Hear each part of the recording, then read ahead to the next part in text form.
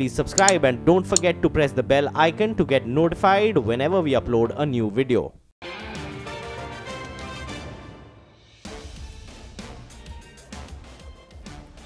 Good evening. Thanks for joining us on What's Hot. I'm Shireen Bhan. Well, let's go straight to the top story at 8. The government's much-touted flagship infrastructure schemes are struggling. The reasons, paucity of funds. Now, this according to a report compiled by the Parliamentary Standing Committee on Urban Development. The government's 6 top infrastructure initiatives spend just 21% of the total allocated funds of over 48,000 crore rupees. Now, these flagship schemes include Amrut, Hriday, Smart Cities, the Swachh Bharat Mission, the National Urban Livelihood Mission and the Pradhan Mantri Awas Yojana for housing. The committee says it is surprised to note the percentage share of allocated funds given to the government's flagship programs remain around an average of 1.59% since 2014-15, and no substantial increase is given despite the mandate to implement some of the highly ambitious missions. Now, according to the report, the Urban Development Ministry was allocated less than 50% of the 8.6 lakh crores in funding that it asked for in the budget. For the Smart City mission, only 1.8% has been utilized from the 10,000 crores that were allocated. Even for the Housing for All mission, the Urban Development Ministry hasn't used more than 20% of the funds that were allocated. As a result, only 25 lakh houses of the total 120 lakh have been completed so far or are under construction. The Swachh Bharat mission also suffers from the lack of spending, with the ministry only having spent 38% of the allocated funds, which is a little over 2,000 crores. These numbers raise several questions around the much-touted schemes, with the vital one being, has the government promised more than it can deliver? We've got a special discussion lined up on the issue that's coming up for you on India Business Hour. But the big newsmaker this evening, 7.5% growth is not enough for India. That's the word in from former RBI Governor Raghuram Rajan. In an exclusive conversation with CNBC, Rajan said that a 7.5% growth rate is not enough to provide employment to 12 million people who join the workforce every year.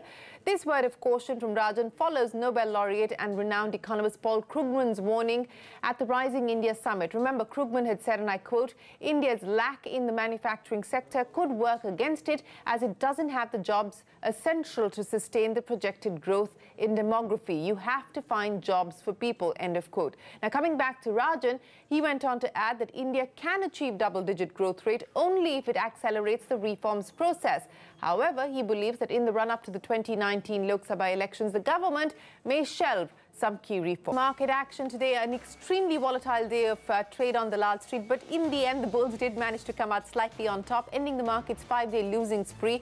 Tech and FMCG stocks saw some significant buying, helping the Nifty hold on to 10,100. The Sensex closing a tad below the 33,000 milestone.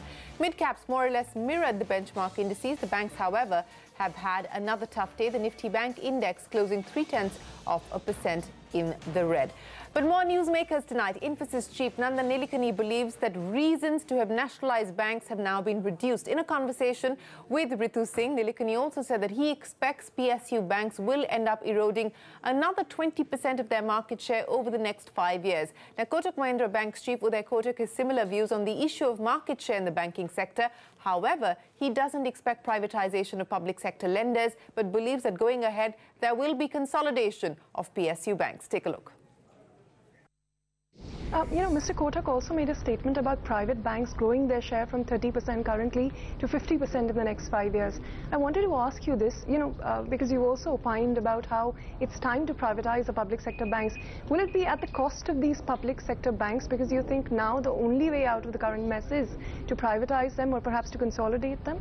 Well, I think you are going to see, when you use the word privatization, you can either choose to let the current banks have significant public shareholding so that they are free to run business on sound principles, like the way Uday talked about sound banking principles.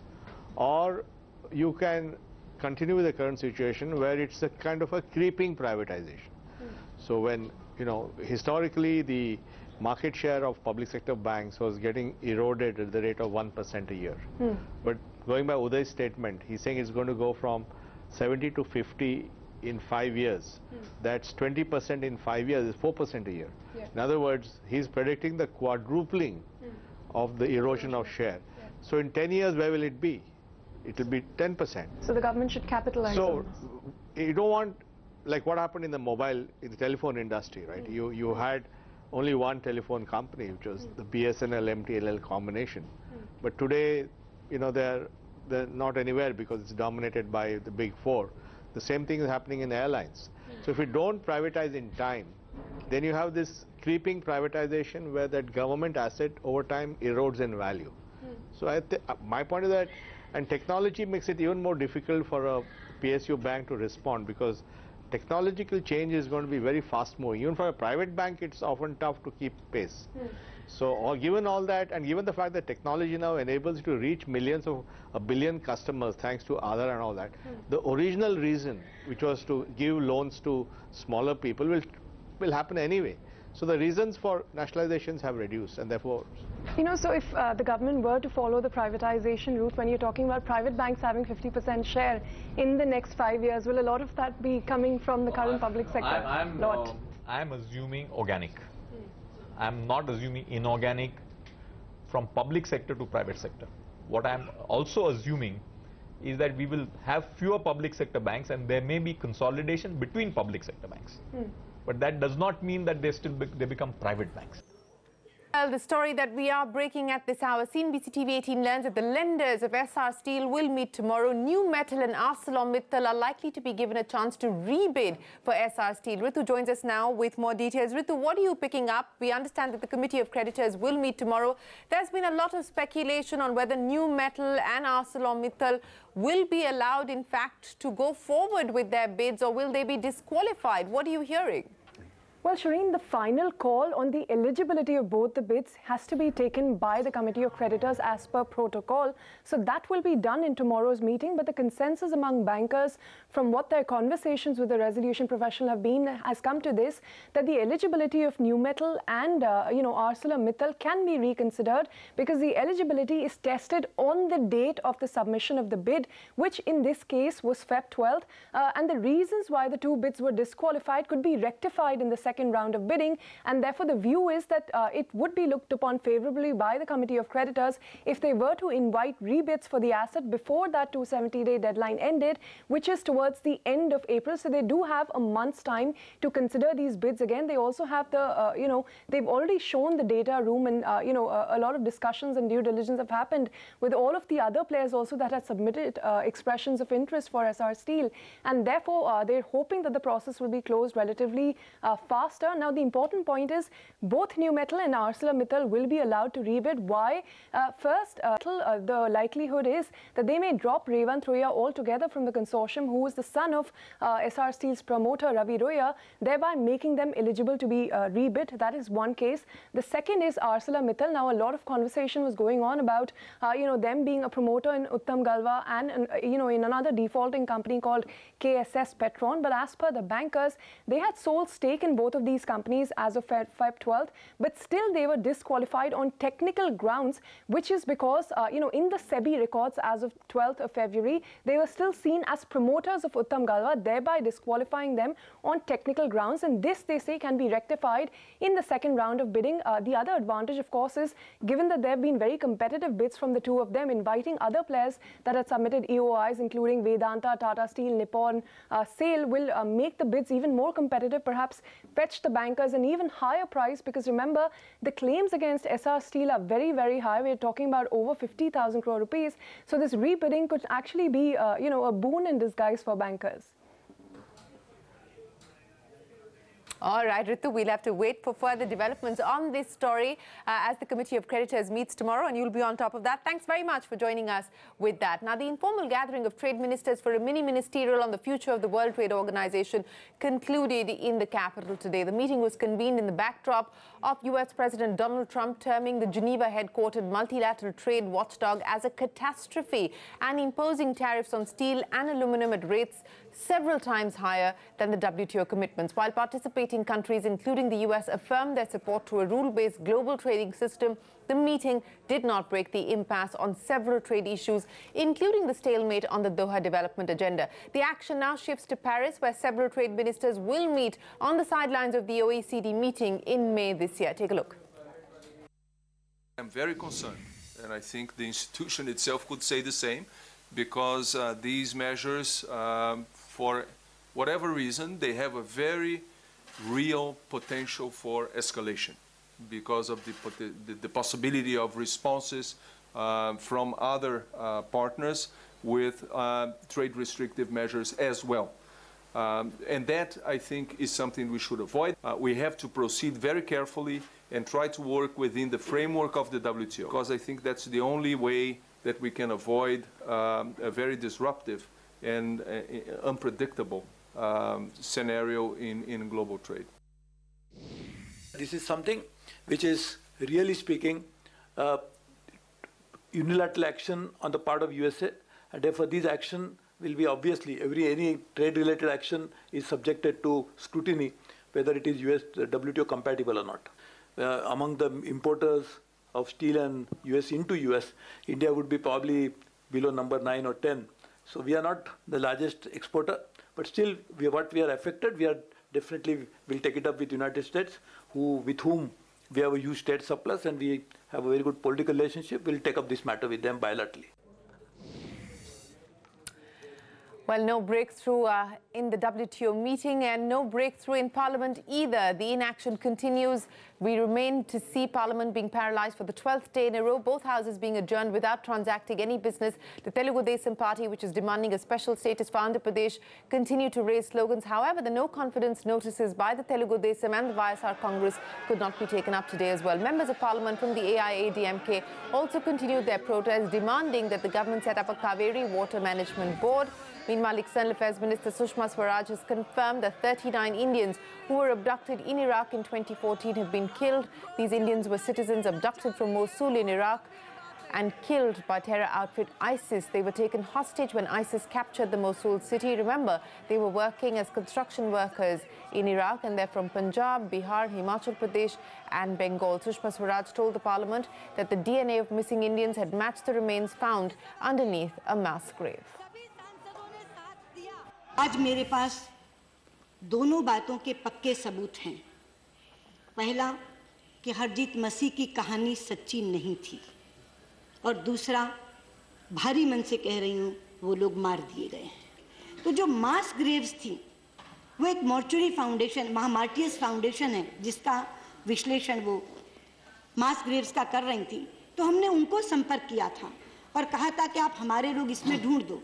तो उन्होंने कहा कि अगर आप DNA sample ला दोगे, या तो direct उनके माँ बाप के या सगे बहन भाइयों के, तो हम ढूंढ देंगे। उसके बाद एक के बाद एक डीएनए होता चला गया। राजदूत खबर देते रहे, आज 5 हो गए हैं, आज 8 हो गए हैं, आज 10 हो गए हैं। लेकिन कल उन्होंने हमें खबर दी कि 38 लोगों का डीएनए मैच हो गया है और 39वें का डीएनए 70% मैच हुआ है, क्योंकि उसके माता पिता कोई नहीं है। मुझे सिर्फ ये अफसोस है कि इतने टाइम क्यों लगा ये बताने के लिए, कब हुआ है हम जानना चाहिए, क्योंकि सरकार तो जितनी उम्मीद दिए उनको परिवार को, वो भी ठीक नहीं था कि अगर उनके पास कोई कॉन्फर्मेशन नहीं था तो ऐसे क्यों बताए कि ये लोग जिंदा है। अभी 3-4 साल से कह रहे हैं कि ये लोग जिंदा है, और अभी देखिए खबर जो आए, बहुत दुखी बात। Well, that is the action in Parliament and news there from the Ministry of External Affairs. Now, the latest in the Punjab National Bank fraud. Diamond merchant Mehul Choksi, accused in the fraud, has responded to a CBI notice reiterating that it was impossible for him to return to India. Choksi writes in his letter, and pretty much mirroring what he said previously, that while a suspended passport and poor health forbids him from returning to India, exaggerated allegations by multiple investigating agencies have left him, and I quote, completely defenseless. Choksi writes that he feared for his safety. He is, of course, the promoter of Gitanjali Gems and has been summoned to appear before the CBI last Friday. Now, several Ola and Uber cabs have remained off Mumbai roads for the second day in a row, this following an indefinite strike called by the transport wing of the Maharashtra Navnirman Sena, demanding higher pay and incentives. Other unions have joined the strike as well. The protesting drivers have also demanded blacklisted drivers who were given low ratings by passengers be reinstated. So are their claims justified? Priya Sheth takes a look at the online cab industry and how driver earnings have shaped up over the last few quarters. Priya. In this scenario of cab driver protests, we decided to take a look at how the online cab industry stacks up. The total number of daily commuter trips in India are around 130 to 150 million, and of these rides through cabs like Ola and Uber stand at about 2 million. Now, this number is expected to more than double to 5.4 million by 2020. Now, this is the kind of opportunity that players like Ola and Uber are looking to tap, but at what cost? Now, cab drivers claim to have seen earnings per month fall from 70,000 rupees a month in 2013-14 to 30,000 rupees a month on an average in 2017. Now, take a look at the online cab driver versus the offline cab driver monthly take-home. Data from Red Seer Management Consulting shows that while offline or black and yellow cabs earned about 17,000 rupees a month in 2017, online cab drivers saw a monthly take-home drop from 27,000 rupees in January to March 2017 period to about 19,000 rupees in the July to September 2017 period. Now, this is owing to the drop in driver incentives, which is perhaps one of the biggest concerns raised by protesting drivers. With increased focus on profitability, spending on driver incentives by cab aggregators has fallen from 60% of the gross booking value in the last quarter of 2016 to about 16% in the fourth quarter of 2017. However, consultants say that this spending is likely to stabilize in the 16-17% range, and it's not easy for cab aggregators to growth versus profitability as well as driver satisfaction versus customer satisfaction are just some challenges that they have to navigate. Well, thanks very much, Priya, for explaining the picture to us. Now, Uber has temporarily halted the testing of all its self-driving or autonomous cars after an accident killed a woman in Arizona late last night. This is believed to be the first pedestrian fatality involving a self-driven car. Uber has said that its autonomous cars are completely safe and that they will cooperate with the agency investigating the accident. NBC's Miguel Almaguer has more. A 49-year-old woman was struck and killed in this intersection in Tempe, Arizona. Police say she was not using the crosswalk when hit by a self-driving Uber like this one undergoing testing. Investigators say the car was in autonomous mode with a safety driver behind the wheel. Our investigation did not show at this time that there were significant signs of the vehicle slowing down. This is the first pedestrian death by an autonomous vehicle on a public road. Today, Uber suspending testing of self-driving vehicles in Tempe, Pittsburgh, San Francisco, and Toronto. The company saying, "Our hearts go out to the victim's family. We're fully cooperating with Tempe police." We are definitely moving much too quickly in terms of getting these things on the road in a location where you have pedestrians, where you have bicyclists, where you have people pushing their children in strollers. With the NTSB set to investigate, Uber's self-driving vehicles are touted by the company as safe. No matter their surroundings, these vehicles never get distracted. While self-driving Ubers have been involved in accidents like this one in Tempe last year, caused by another vehicle, this is the first fatality. But will it put the brakes on what's described as the car sharing of the future? Miguel Almaguer, NBC News.